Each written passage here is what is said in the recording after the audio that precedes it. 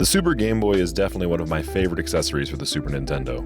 The idea of taking my Game Boy games and being able to play them in color, because this was before the Game Boy Color, on my TV though, was absolutely mind-blowing and such a cool concept. Beyond being able to play games with color, the other benefit would have been that you don't need to worry about batteries anymore. Not only that, but games like Pokemon here had enhanced borders, and then you had the options to actually mess around with some of the palettes so you could find one that you prefer to have while you're playing. Of course, one of the biggest examples is Donkey Kong for the Game Boy, where this had a bunch of color enhancements and audio enhancements, not just to the music, but things that you couldn't even hear on the Game Boy, like Paulina when she screamed.